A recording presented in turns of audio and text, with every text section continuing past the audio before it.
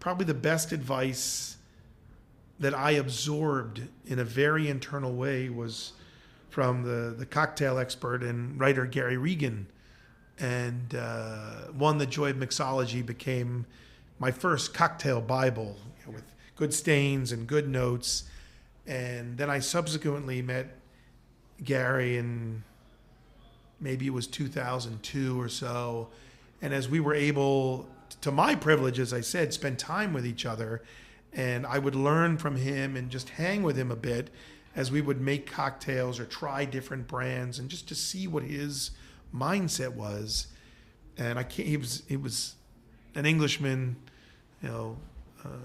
from a countryside township. I can't replicate his accent, but he would say to me, Alan, verbatim, don't trust the fucking recipe. Hey everybody, welcome to the Decoding Cocktails podcast. I'm your host, Chris LeBeau. At the ripe age of 38, I left my former career behind and joined the hospitality industry. Since then, I've been on a rapid journey of learning, meeting all sorts of great people, and this podcast is my chance to bring you along with me, whether I'm interviewing somebody that works in the industry, another enthusiast, or occasionally stepping back to share what I'm working on or my thoughts. I'm so glad you're here, and so with that aside, let's get into today's episode. What's happening, everybody? Welcome back for another episode of the Decoding Cocktails podcast. I am Chris LeBeau. Today my guest is Alan Katz. He is the founder of the New York Distilling Company, which has been operating in Brooklyn since 2011. In his 20s, Alan took a trip to Europe and ended up staying in Italy for about 2 years. Something like this at such a young age significantly influenced his outlook on things and contributed to his becoming involved with the slow food movement. Slow food in part brought him into the spirits and cocktail world, where he is now considered to be one of the preeminent educators as well as a distiller. We sat down to talk about many, many things, including their newest addition to their lineup, Jaywalk Rye. Early on in his exploration of spirits and distilling, he toured a bunch of them, but one of them that really caught his eye was the Plymouth Distillery in England because of its urban location. Beyond having an interest to produce spirits, Plymouth made it tough for him to not think about his desire to want to make them in New York City, which he says from a very young age really spoke to him and he knew he wanted to live there.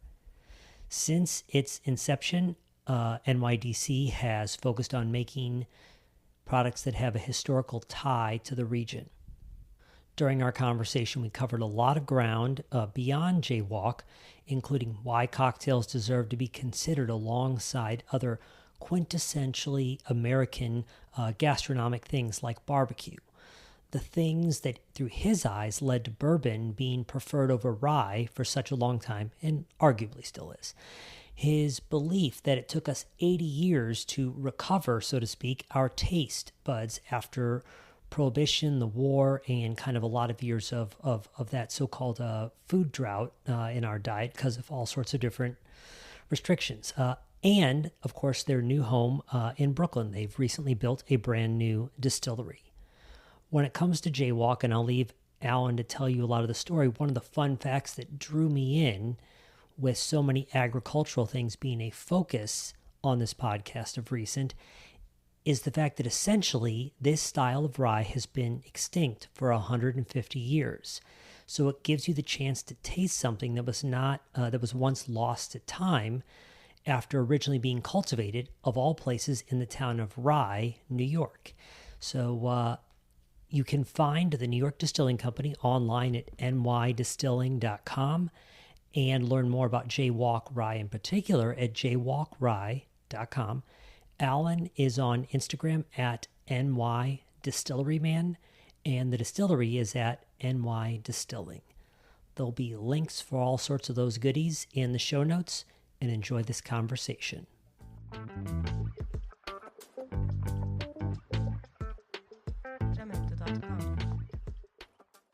So, Alan, where I was kind of curious to start at a high level was hearing some of your conversations, you've talked about how you feel like, if you use the term like authentic American gastronomy, why terms like not just barbecue, which I think a lot of us would agree, but also cocktails come to mind. Tell us why this falls into that category for you. For me personally, the idea of American gastronomy became very personal, and it was part of an exploration on food culture, not just in America, but around the world. And looking for those things that were a link, not just to what someone might put on the table or in front of you at a bar, but where the point of origin is. Someone grew something, harvested something, provided it to someone else who might employ it in some sense of manufacturing, and then it comes to someone else who engages it, whether to cook it like barbecue or to use it as an ingredient in a recipe, whether it's a cocktail or a dish, etc. And yes, for me, the most authentic American gastronomy, the idea of connecting food and culture together, is that sense of barbecue of the American South. Its origins are there, its point of discovery is there, and its point of ingenuity and point of variation. And the idea of putting cocktail culture in the same framework for me was part of my instrumental point of discovery, some self-education, certainly, again, on a personal level, education by traveling to other cities and communities in the United States, but then even more so as I began to have access and privilege to go to other cities, to go to London, to go to Paris, to go to Mexico City, and other parts of the world that I had not been to, and engage in the idea of cocktails, both from a contemporary sense and through brand work or brand discovery and education, see where those points of origins were, from the field to the bottle, to the person, and say, yes, it sounds simplistic, but the idea of mixing these ingredients together and wholesale, the idea of incorporating ice, again, simple as it sounds, is near universally American, to the point that some cultures would say, my God, that drink is so cold. Who would drink it? Okay, the world's a lot smaller than it was once upon a time, even in our lifetime.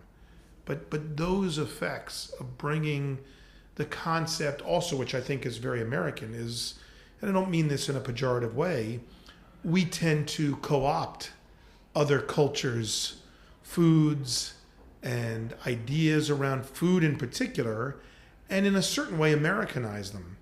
And in a common sense way, I think the reverse has happened with cocktails, and now it's boomeranged all the way back to us, as saying, here's our concept of cocktails, going back to the early 19th century, as it evolved through 1850s, 1860s, certainly through, and not to make too big a deal out of Prohibition, but coming now into what's more commonly known, I'm sure, as the second golden age of cocktails. Right. That this is something that's both been exported and now re-co-opted on our part of sourcing ingredients or growing things locally, or what is the terroir even of a particular variety of lemon or lime. And even if you take a cocktail as simple as a daiquiri, well, what time of year are you making that daiquiri? Are the lemons coming from Mexico or California? Is it the same? I'd argue if you use the same rum and the same sugar, those are constants, because we can access them at a retail level, but we don't control where those limes come. It's based on their seasonality and accessibility.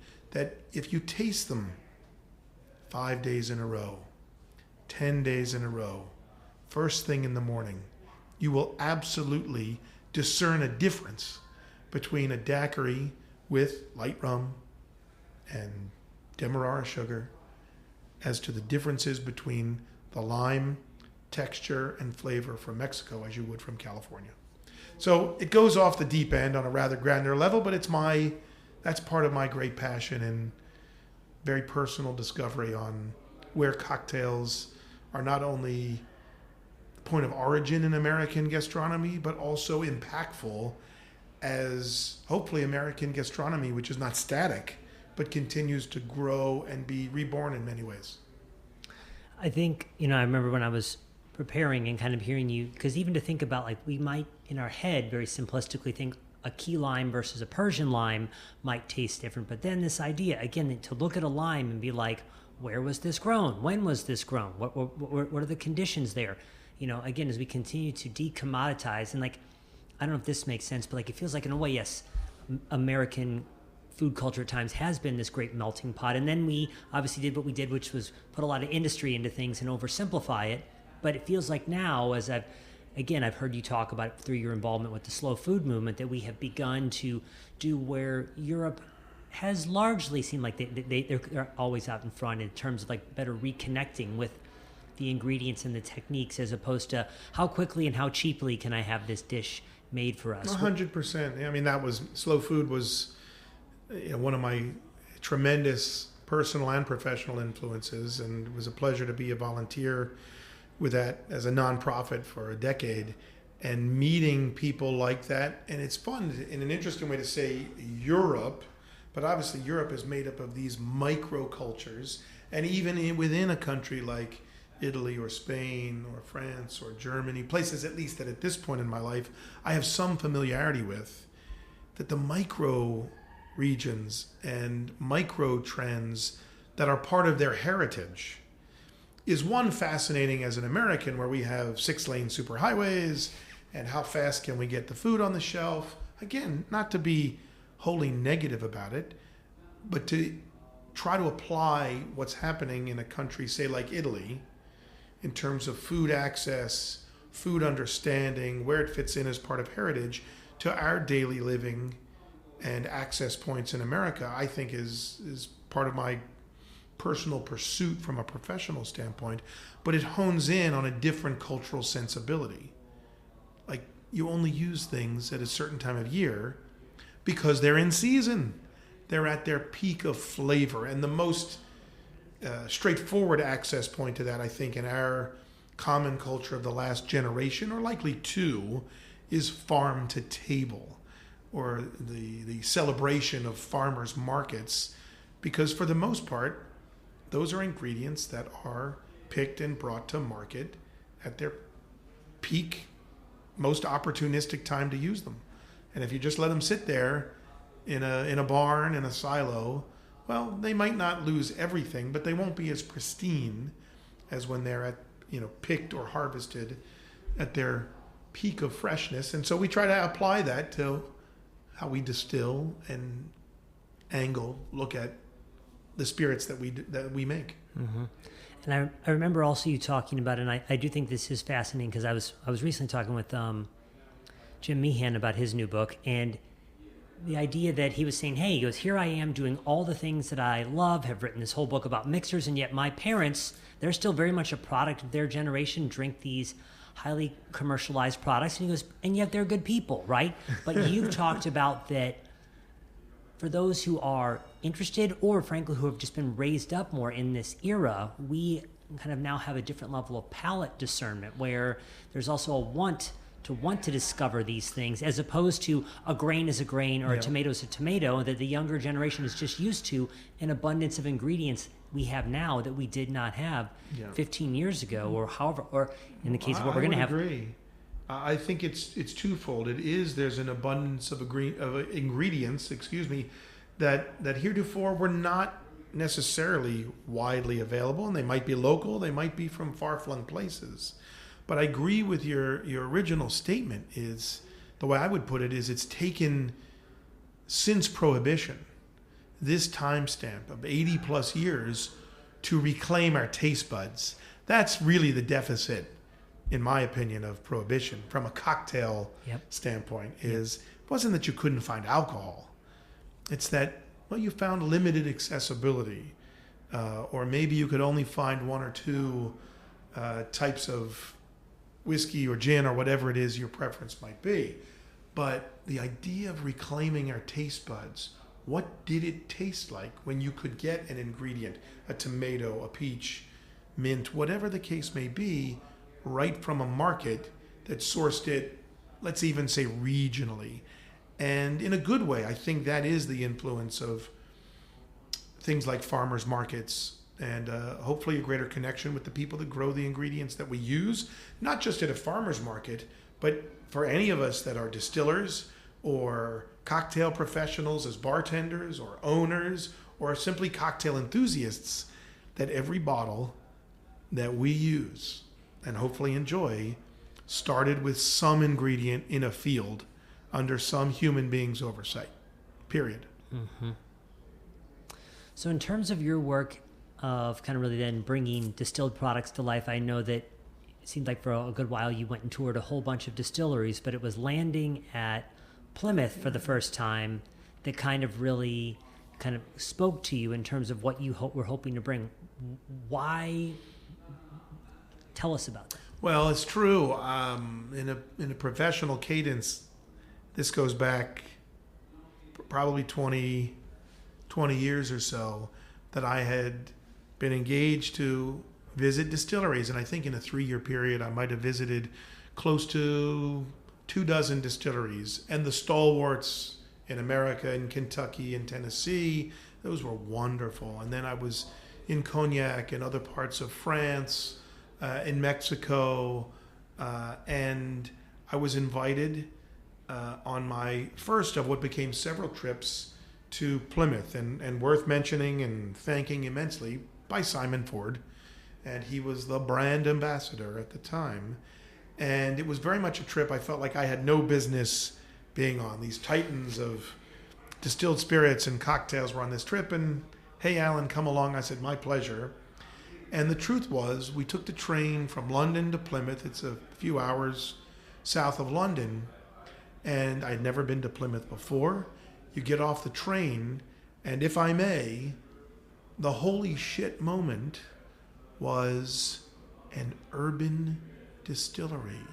Now, I had enjoyed the pastoral scenes of Kentucky and going out to the distilleries in Tennessee, and of course, going to Cognac and agave fields in Mexico. And I've lived in New York City as of today for 32 years. I knew I wanted to live in New York City when I was a 12-year-old kid growing up in Baltimore, Maryland. I adore New York City. There's some vibe of energy that gives me my pulse. And Plymouth was the first place that I had been, that you walk around the lane, you turn that corner, and there is this not only viable, but historic to the tune of 2 centuries plus distillery. And we were there for a few days. I couldn't pay attention. I wasn't listening to anyone. I was just thinking about Brooklyn. And could a distillery exist in Brooklyn in a city setting? And of course, the spirits that I would make would be gin and rye whiskey. And that set me off probably on a couple of year course of daydreaming, to be very honest, a fair amount of doodling for certain, and frankly, in the simplistic way, making a list of the things that I knew and the things that I didn't know, and how could I increasingly change that category of what I didn't know and put it under the category of, all right, I understand these things now, and could it be possible legally, financially, structurally, to create a distillery in New York City? Because as you're quick to point out, dealing with volatile or controlled liquids, like, having a facility in close proximity to residences and these things certainly matters. But when it comes, so like it feels like you didn't even know you were looking for Plymouth, so to speak. But like when you found it, it was like, this, because it makes sense that historically, like these settings exist in rural settings because that's where the produce is. Sure. And so for you, but when you saw it, it was kind of one of those moments that we've all had by at some point. Like, I didn't know that this was missing in my life. It was a Shazam moment for certain. And then again in discovery, realizing that historically, gin distilleries in particular were most commonly based in cities, and not just cities, but port cities, because the botanicals would come from all parts and would be on the trade wind routes. And so places like Amsterdam or Plymouth or London or New York City, even going back centuries to, likely 17th century New York, were hotbeds for gin distillation because you had access from even an international standpoint of getting botanicals for that purpose. So I guess as we'll talk about certainly with the Jaywalk Rye as well, but for you, it was also as steeped in culinary culture and history as you were, as you're beginning to suddenly mull this daydream of the distillery. It's to know like, oh yeah, you want this to be like also like, a walk into the past of the things that used to be made in New York City. Very much so. Yeah. And again, it was just, great to understand that there were rum distilleries and gin distilleries and whiskey distilleries that dotted around what we would incorporate geographically as present-day New York. And even for a time being, certainly through Prohibition, but otherwise, that you could probably buy a couple gallon still at a hardware store. And whether you might call it bathtub gin or do it in the basement of your apartment building, that those were easy pastimes. And in a place like New York that's had such an easily recounted and historically recorded a sense of immigration over centuries, that people would bring their own tradition and say, well, what ingredients can we get? Right. Well, I can get that. Let's try to replicate. Or I can't get that. Let's try to make something similar to my homeland spirit out of a particular type of grape or grain or whatnot, based on what would be accessible 100 years ago, 200 years ago, to some significant immigrant population that was trying to not only preserve, but celebrate their unique heritage. Because as you've kind of with your gin line, I know, again, hearing you talk about, I think it was Baltic versus various types of juniper berries and whatnot. So you kind of had your own little exploration. Did you find that the New York, the greater New England area, juniper berries got you what you were looking for? Because in every case... it actually didn't. I mean, if there was an underlying, certainly unwritten philosophy for anything that we are making, it really is that flavor rules the day.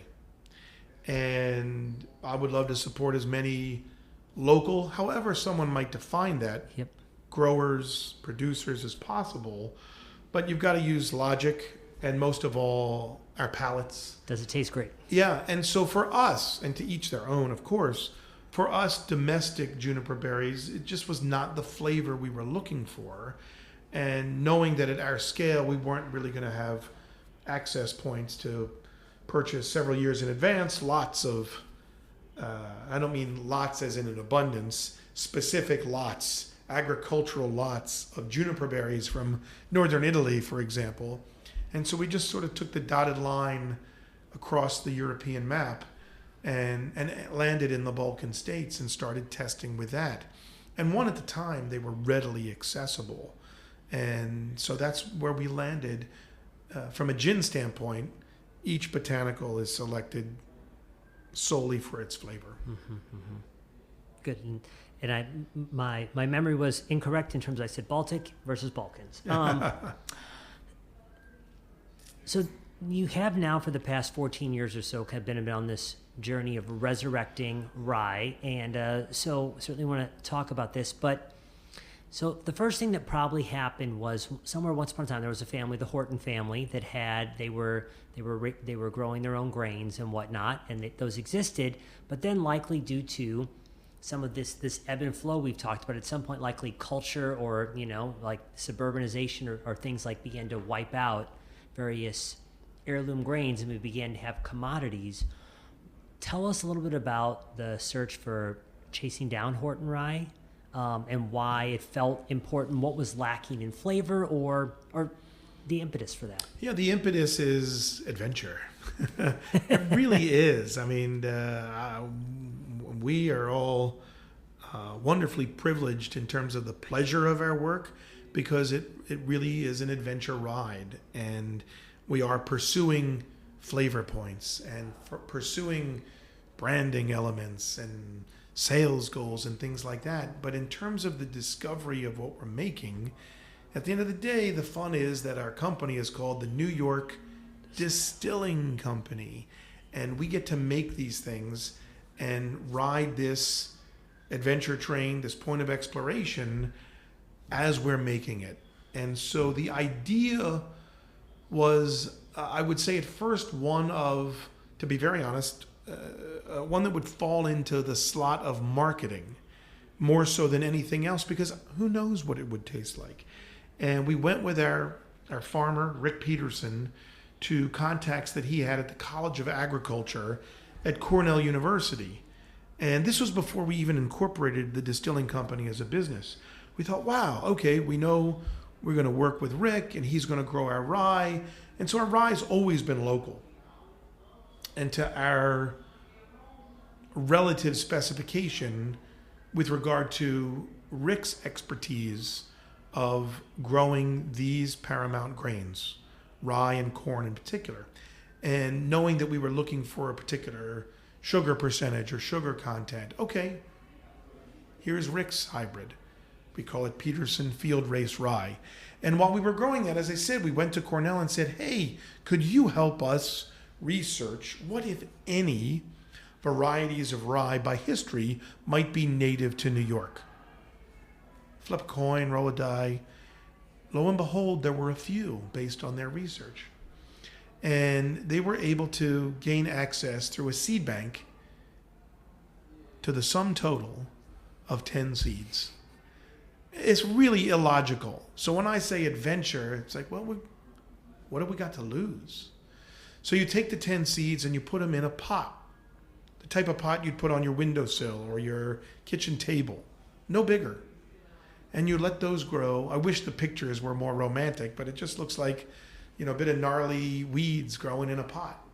And you expand that into a few pots, and then it went to a greenhouse test, and ultimately to field tests that took no fewer than 5 years just to grow enough of this rye so we could start fermenting and distilling it. And the first thing we knew going from those tests, from potted sample to field test, was it had the right structure to be grown in a field. You got to first come to a realization that it's going to be viable as a crop. Mm-hmm.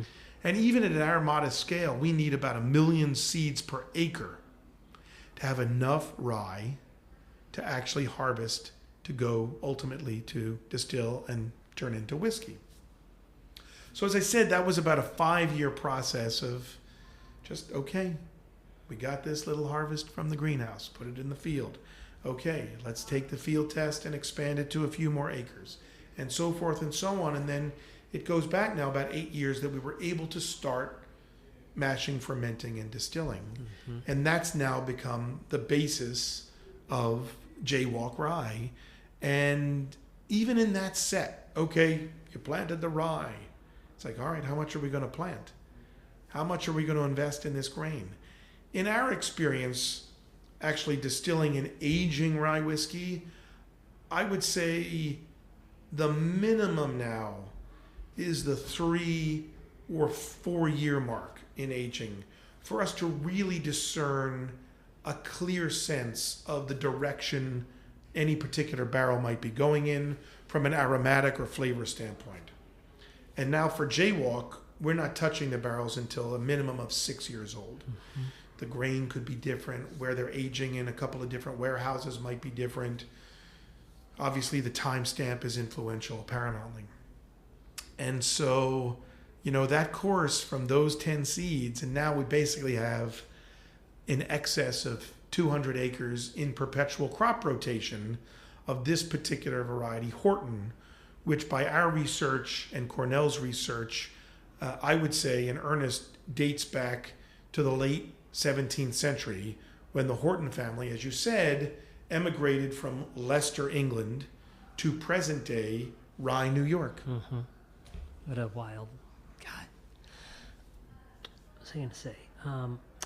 One of the things, speaking of marketing terms, but you've said you feel like sometimes falsely ascribed to rye, or not always accurately ascribed is the word spicy. Yeah. Tell us where you think that comes from and why it might not always apply. Well, again, so we're rye enthusiasts, which doesn't just mean rye whiskey. it means rye grain. And yes, you can have rye bread and rye crackers, all the things you want. But when I talk about, our enthusiasm and mine from teenage years until now, it's not just the whiskey, which I love to explore, and I adore its history and heritage based on my personal background, again, growing up in Maryland. But the discovery is, for us as New York Distilling Company, is that our state, our region, particularly to the Hudson Valley and north, are pristine conditions for growing rye. That's one. Two, okay, we've got different varieties of rye. Those are going to act differently as they age. Maybe we'll get into a conversation about blending different barrels together and how that influences the flavor profile of your finished whiskey. But what I've come to discern is how important marketing is in probably any spirit, but in our focal point, our lane of this superhighway, in whiskey, and American whiskey in particular. And to give it a related anecdote, I would go back to what most people in our industry might assume to be the demise of American rye whiskey, which people say, oh, was that prohibition? You couldn't get rye whiskey? For me, it's really the 40s and the post-World War II era, and you can go back to the paramount culinary magazines of the day and see the advertising specifically for bourbon, which I also adore. But the advertising for bourbon in the 40s and the 50s and the 60s, to be somewhat general, but I'm sure we could find them, is good-looking guys, well-shaven, hair slicked back, and a nice white jacket with a skinny, well-tied black tie and holding up a bourbon. Yep. And you want to be that guy. Yep. Not the heavy-knuckled or hairy-knuckled dock worker or iron worker in Philadelphia or Baltimore, the hotbeds historically for rye production, and certainly at that timestamp. And I believe that marketing effort really contributed to the cultural demise of rye whiskey. And I say contributed intentionally. There were other economic factors and business factors that I'm happy to share some other time, but it wasn't that alone. But I think that was the shifting point to our culture and country being focused on bourbon as American rye whiskey. And as well it should be. It should be one of a few, or at least two. And for me, similarly, in the grain story around rye is the exploration of what we call heirloom varieties. Some might call them heritage grains, but for us it's an heirloom. We are the caretakers. We have given rebirth to a viable crop and a viable product that incorporates Horton rye. And surely no one living today has ever tasted this grain variety, and without us, I could say, well, somewhat seriously and somewhat tongue-in-cheek, maybe no one ever would. And so it's a great passion of pleasure. It's not painstaking, it's joy-staking to say, great, here's this grain, here's this perhaps somewhat ridiculous story. All right, it's taken us 14 years. Is that a long time? Well, maybe it isn't. You might think it is. What do you do in a 14-year timestamp? Well, you're not finished primary education in 14 years. You're just a teenager. You're still learning. There's still lots to absorb and contribute. And for us, that timestamp has been a great frame for us to learn about our whiskey. And to your question, what we've learned is that blending is key. And yes, you can blend a spicy rye. And I'm not here to say that rye is void of all spice, but for me it's so much more. It's fruit context, it's sugar context, and for the Horton rye in particular, again, the basis of Jaywalk as our new brand, the contents of these things are off the charts to anything that I've tasted in a rye before, domestic or international. So the caramelization of sugars that's got a bigger fruit bomb to it, or that beyond the gentle spice, and spice might be cinnamon or mace context, but that there's underlying tones of tropical fruits, pineapple, caramelized mango, things that sort of traverse citrus aromas to more unctuous, juicy fruits when you sink your teeth into them. And it's not to say that Jaywalk hits you over the head with them, but they're all there. And the apparatus that we have and control levers that we have are how we blend the barrels together. And that's been equal pleasure to anything we've learned in the history of our rye whiskey making over the last really 13 years plus. Yeah, so in that context, I mean, I think, we also, it's like having tasted the heirloom on its own, lovely. But to that vein, like sometimes we could see something like, oh, this is a blend, and sometimes our mind could be like, oh, this is inferior in a way. But for really, this is about kind of how do you maximize that flavor content by bringing things at different age stamps together at that point. Well, again, for us, we have this unique grain, and to visualize it, the Horton variety is approximately a third of the size and length of conventional rye. Again, conventional rye makes really good whiskey. In our incorporation of Horton, which has probably on a grander scale, less so of a commercial viability, but we're using for its impact for flavor, is that all of the sugars are concentrated in a very small head of this grain. And so that's one point of discovery. Letting it age is a significant decision on our part, again, not to touch these barrels for a minimum of 6 years. And then the blending for us is to bring out certain focal points of these flavors. For us, as I said, is these tropical undertones. But the privilege of having several thousand barrels now of the Horton variety is that we can make a straight rye. And when I say blend at our scale, we're talking about, on average, 10 to 13 barrels. Okay. That we can have a bottled in bond, or as we call bonded, Jaywalk rye variation that's 5 or 6 barrels to the blend. And that we can also, as you said, and had the opportunity to taste, have the heirloom brand of Jaywalk, and that is single barrel cast strength if you want to taste it at its most pristine, no water added, no blending, and every barrel is not the same. Right. So we try and provide as much information as is logically possible, not just the barrel number, but the distilling date, the bottling date, and what our tasting notes are to show those points of differentiation. As you've gotten pulled further into the New York distilling wormhole, like, are there other little pet projects that are backburnered or that are kind of simmering in the background? And if anything can't be talked about, no worries. No, we're an open book. I mean, I appreciate you asking. For us, we've been working on Jaywalk for a long time. Yep. And so the excitement is that it's now out in the public for people to taste. Yep. All of these stories we get very excited about, but it's really about sharing it at a professional level and a consumer level to say, what do you think? Yep. How do you like your Manhattan or your old fashioned or neat or on the rocks, to really experience this whiskey in a logical scenario? For us, the other big project is we've moved homes.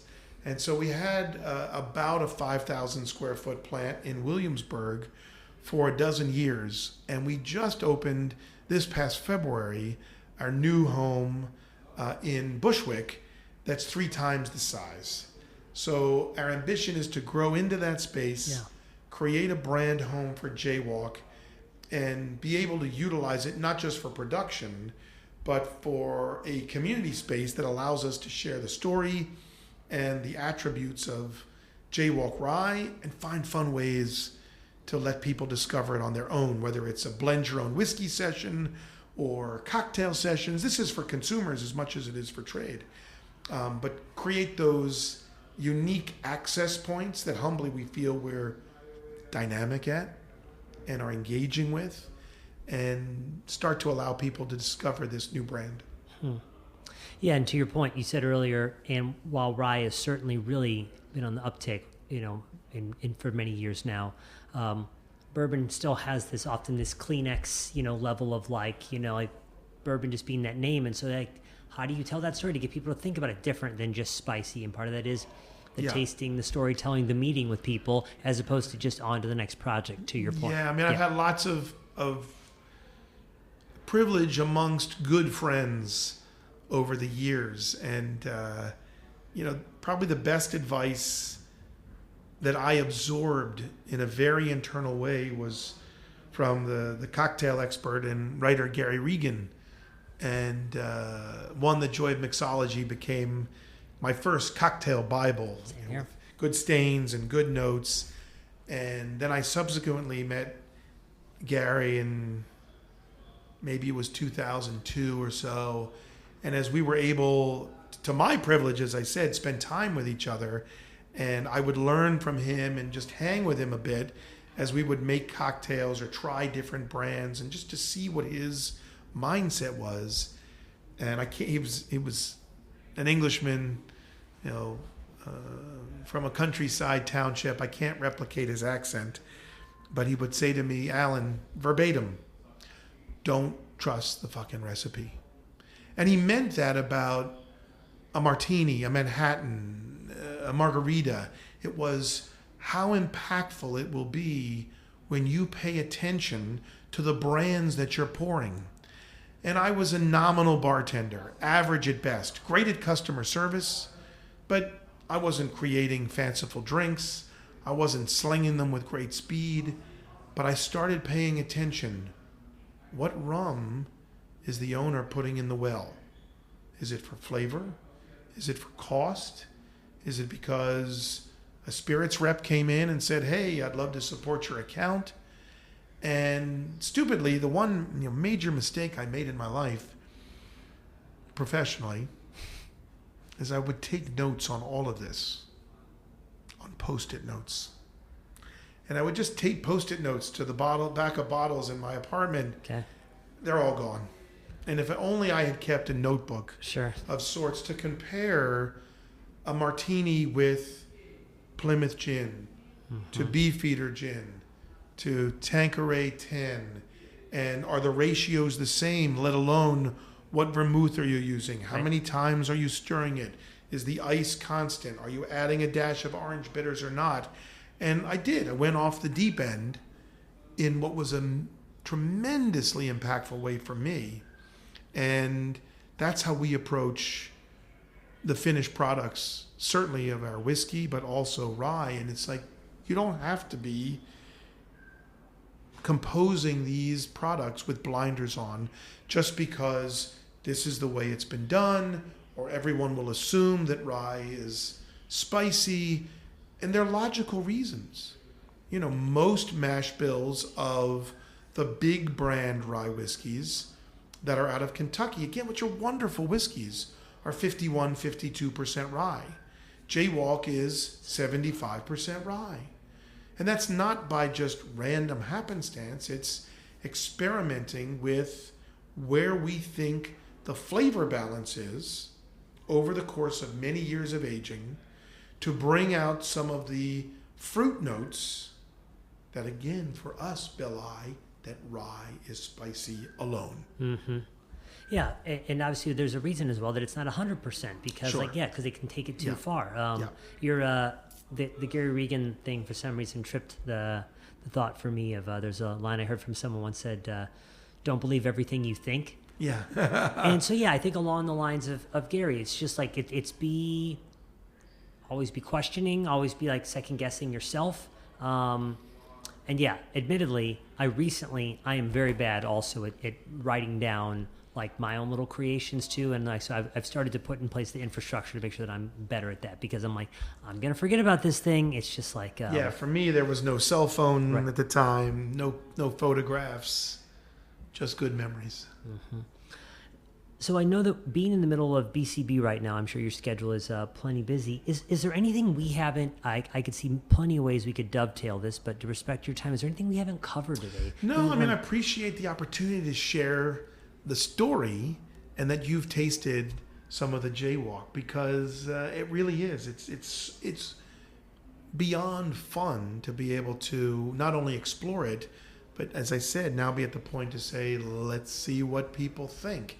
And for us, and my background as really fulfillment of contributing to the idea that cocktails are part of American gastronomy, is creating spirits that fit into those confines, and not trusting a recipe simply because it's in a book doesn't mean it's bad, but what are the other access points? Yeah. So for me, I always say, and my wife knows this, my kids know this, a Manhattan is my deathbed cocktail.